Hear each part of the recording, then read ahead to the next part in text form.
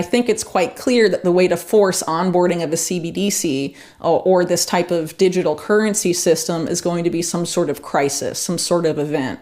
I think the immigration crises, any sort of refugee situation, that's going to be used to push for digital IDs. The video suggests that a financial crisis might force the adoption of central bank digital currencies, CBDCs. It discusses how crises like immigration or cyber attacks could push people to accept digital IDs and currencies. The speaker points out that digital systems initially promoted during COVID-19 are now being threatened by potential cyber attacks. These attacks could serve as a pretext to increase control over financial systems and the internet. In Nigeria, for example, people resisted the forced shift to digital currency. The speaker argues that these digital currencies are more about control and surveillance than inclusion. The U.S. may follow a public-private model involving both government and private banks to introduce its own digital dollar. The video also mentions how private banks like JP Morgan are already working on alternative digital currencies like stablecoins. So one thing that gets overlooked a lot with Cyber Polygon and some of these other related simulations about coming cyber attacks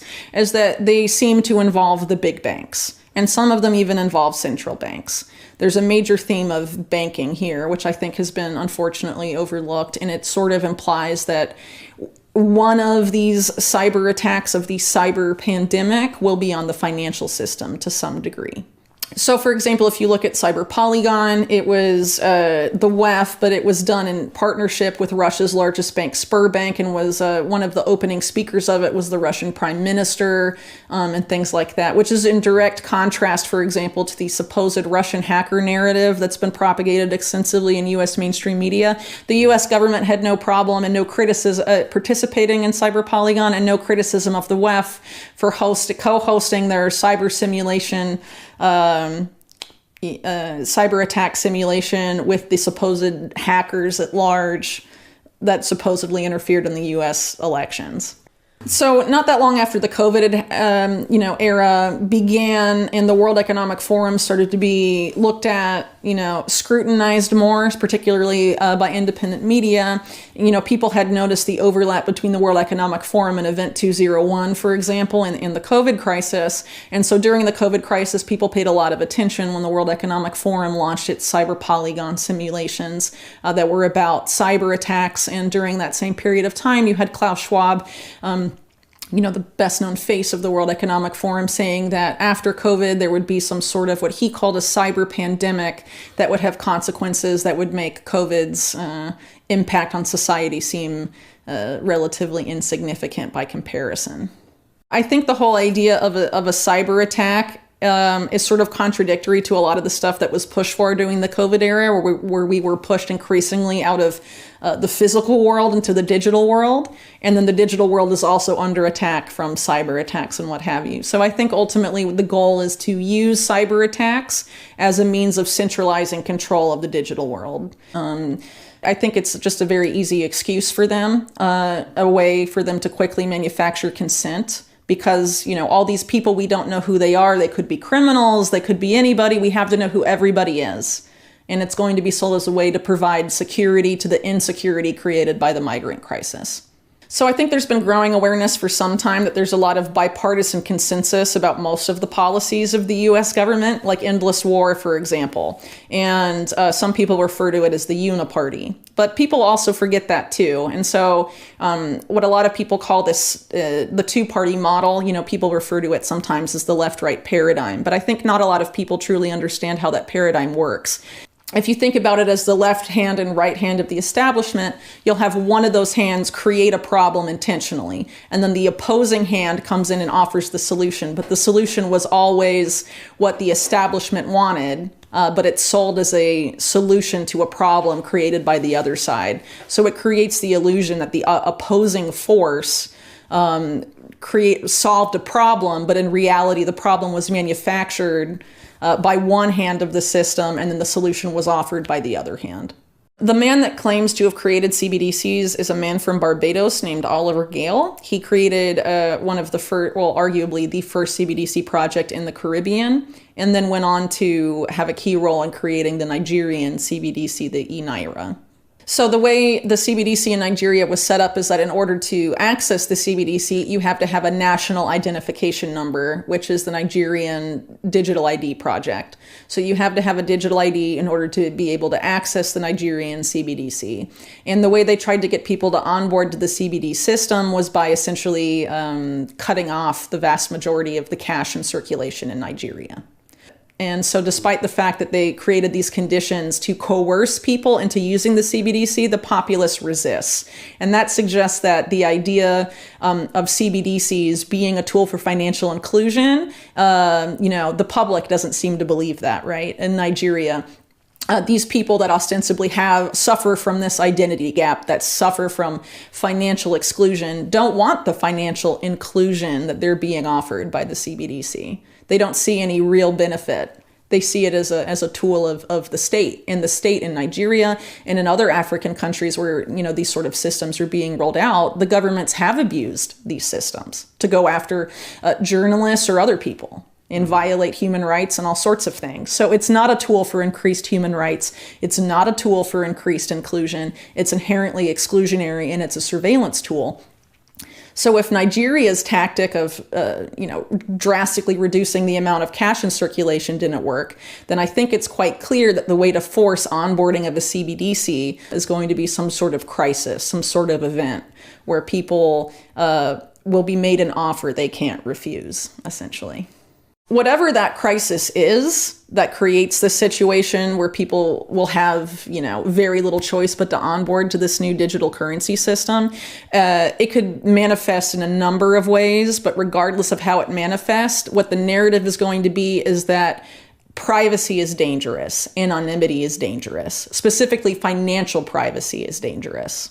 Those are going to be the narratives that come out of this event, and that's going to be a way to force onboarding both onto digital currency that can be tracked to stop terror financing or things of that nature. And also we have to know who everybody online is, or we have to know who everybody is interacting with these systems. We need digital ID. Okay. It's very much tied up with efforts to regulate the internet. The effort to regulate the internet, specifically in the United States, has been going on for years. Under the Obama administration, they called it the driver's license for the internet. The idea is to have a government-issued ID be necessary for you to access the internet. And in doing so, they know not just what you're posting and saying online, they know what information you're reading online as well. But the difference is, once it's directly connected to a government-issued ID, they could prosecute you for things like publishing misinformation and all of that. And there's actually been pushes from people like former Google CEO Eric Schmidt to punish people who publish alleged disinformation, and that the need that it's necessary to have IDs connected to social media accounts and to people's internet access as a means of facilitating those kinds of arrests or law enforcement activity. Well, there's a couple of reasons why I think they'd want to have private banks have like a major role in this digital currency system to come.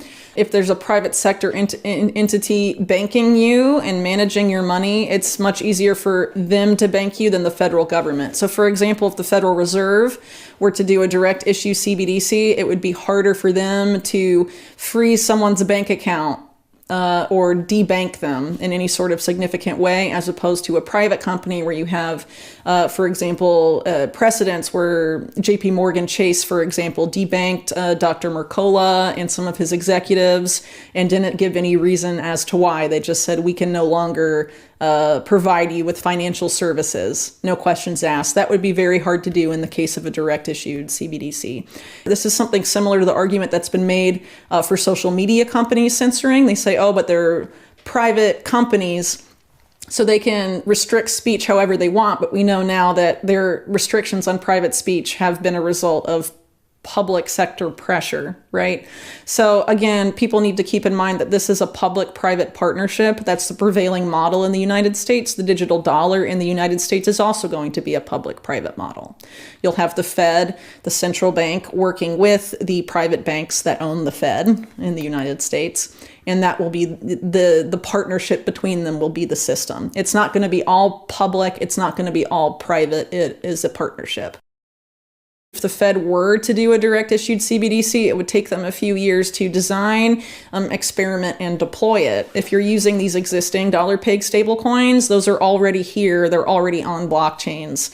And a lot of those phases that would take the Fed a few years have already been accomplished if you choose to use those. And if you regulate them so that they have to, for example, keep their reserves at the Fed, then you're able to sort of have the same kind of system, but you don't have to go through the process of creating a direct issued CBDC. China, for example, they already have their CBDC, so the US is behind. So to remain competitive, they say, and have a first mover advantage, we should go with the digital dollars that are already here. So that's dollar-pegged stablecoins.